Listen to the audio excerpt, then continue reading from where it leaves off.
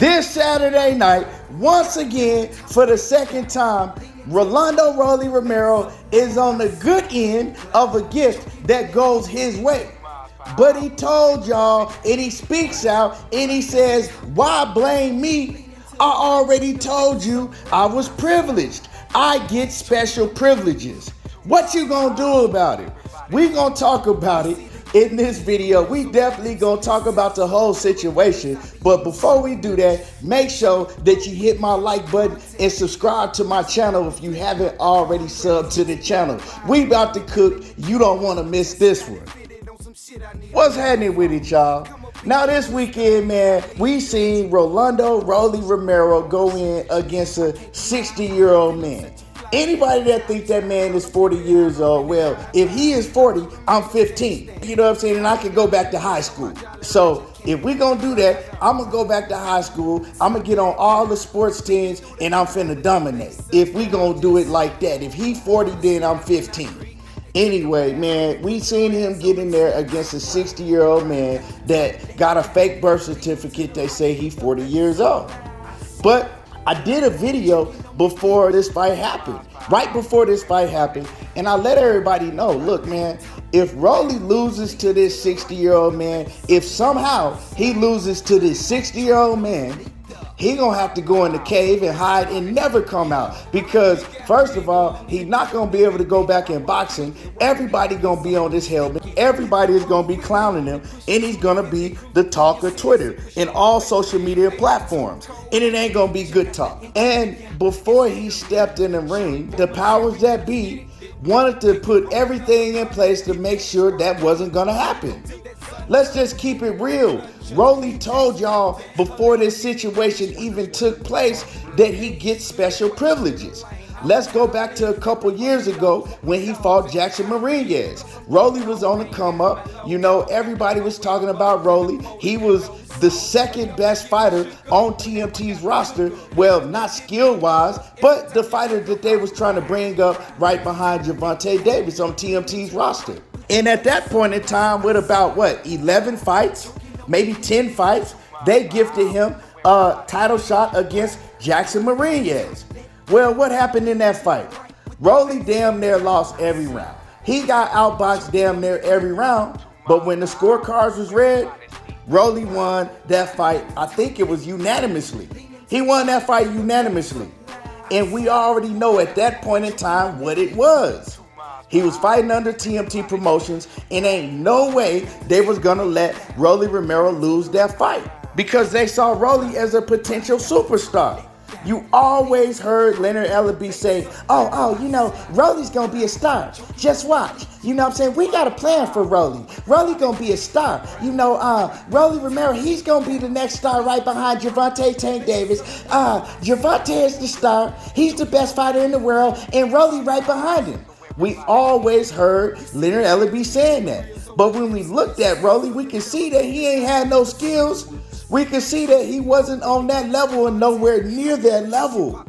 But they know how to build fighters into stars, because today is a different day and age in boxing. The fans think differently. The fans are different. And the promoters, they know that. So what do? They go right along with how the fans act. It's a popularity contest. It's a D-riding marathon. Everybody follow the leader. Everybody follow what a popularity is. They don't care if you can fight or not. Fans nowadays, these new casual fans, and some of the fans that actually knows about the sport, it's a D-riding marathon. Whatever way the wind blows concerning what fighter everybody is talking about and what fighter is popular is the way that the fans are gonna go. In the PBC, Leonard Ellaby, Floyd Mayweather, and everybody else that's behind Rollie Rolando Romero, they know that. They know that man can't fight, but that's why he's telling you he gets special privileges. It's no way in hell that Rollie Romero even earned a shot at a title. This was a super WBA title, right? How he earned a shot to get to face Pollo in the first place, after being knocked clean out in a pay-per-view fight versus Gervonta Davis in another fight that he didn't even earn and deserve to be in. in a new division that he had never even fought in. And yeah, Gary Antoine Russell was the one that was supposed to get that title shot against Puyo, but he turned the fight down. But regardless of him turning the fight down, Rollie shouldn't have been the next one in line to get to face Puyo for the championship belt. And we know Puyo ended up testing positive for PEDs, and Barroso got slid in that spot to fight Rollie. But the question is, why was Rollie even in the conversation? Because he gets special privileges. Because he is a popular fighter. They're looking down the line and they're saying, what fighter can we potentially make the most money out of if he has a strap around his waist? And that's Rollie. They already saw how Rollie was able to sell the fight with Gervonta Davis. Why is Gervonta Davis able to sell out arenas and do whatever he wants? One, because he has knockout power. He knock everybody out. But two is because he can sell. People like him. He can't sell by the things that he say, but people are attracted to him by the knockouts that he get. It's not because he's fought the best fighters in his weight division. It ain't because of that. It's a popularity contest. It's a D-Ride marathon. So now people want to be in the uproar and scream and shout because what took place with Rollie and the 60-year-old man on Saturday night, y'all already should have known that. Like I said, it wasn't no way that they was going to let this 60-year-old man come out of that ring with a championship belt around his waist. I even heard someone say that after the knockdown, right, if they hadn't stopped the fight with Barroso, Rollie was going to be winning on the cards. I don't know how true that is, but someone said that Rollie, after the knockdown took place, right, if they had scored that round, if they had got out of that round, Rollie would have been winning on all scoring cards. Or 2 out of the 3 scoring cards, I'm sorry. That already let you know what was going down. If you look at the punch stats alone, Rollie, he got outlanded in every round except for 1 round. He was getting hit with the bigger shots. I believe you said his name, Barroso, Ismael Barroso. He was controlling the whole fight. Rollie is not the same fighter even that he was when he fought Gervonta Davis, because now Rollie is tentative, right? He's afraid to let his hands go because he knows his chin ain't gonna hold up. Sounds like Anthony Joshua to me, right? Boxing is mental. You know what I'm saying? 85, 90% of boxing is mental. So Rollie is in his head. You can see that he's afraid to let his hands go. Rollie didn't fight like that before he got knocked out by Gervonta Davis. But now he knows, hey, I don't know if my chin gonna hold up. So he's thinking about everything before he does it. Should I throw this? Should I do that? And once you start doing that in the ring, and it's not off of just pure ring IQ, it's just off of doubting yourself and not knowing if you could take a punch or not, you pretty much shot. You know what I'm saying? You shot. And at a young age, Rollie is a shot fighter. He didn't have skills to begin with. He ain't really have too much to work with except for just pure power and strength to begin with.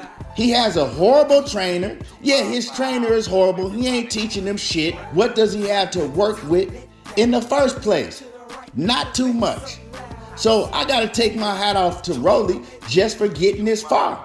Of course, being a promoter, seeing that people gravitate to Rollie because he run his mouth a lot and he know how to sell. He know how to talk his way into any type of position. People gonna pay to see him.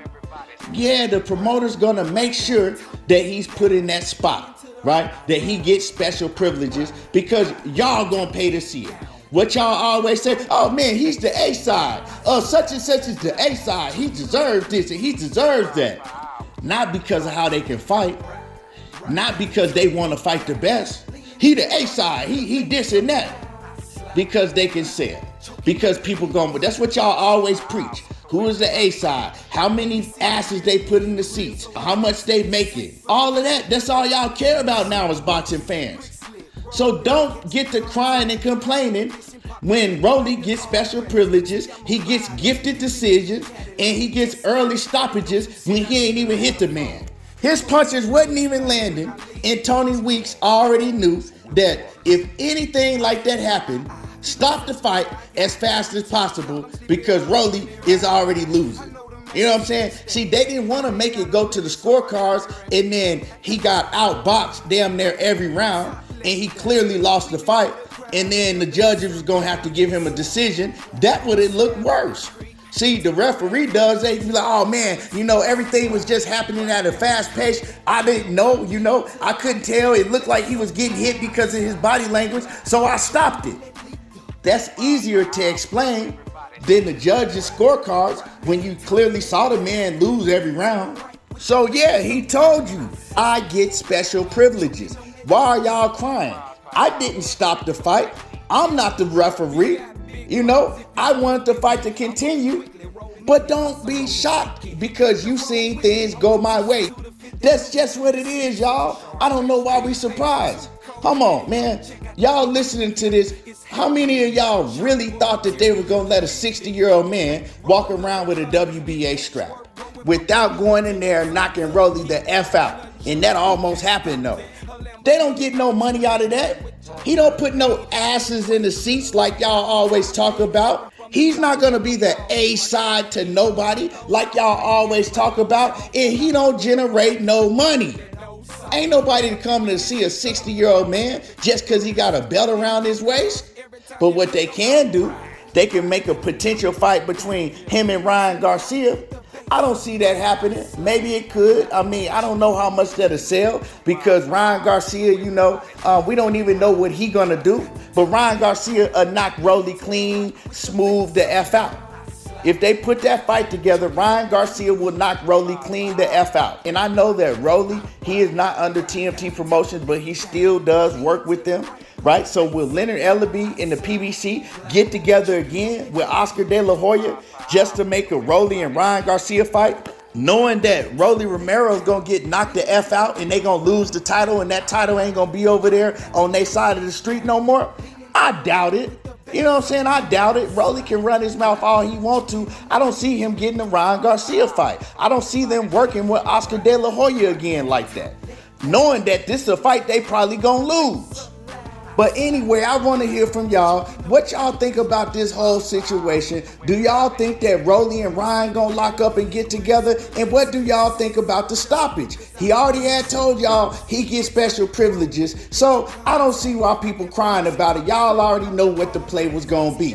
Drop a comment in the comment section. Make sure that you hit my like button and subscribe to the channel if you haven't already subbed to my channel. Y'all already know how I do. There you go, talking that boxing again, and I'm gone. I know the haters can't stand it. I ain't got a blemish on my Jolly Rancher can.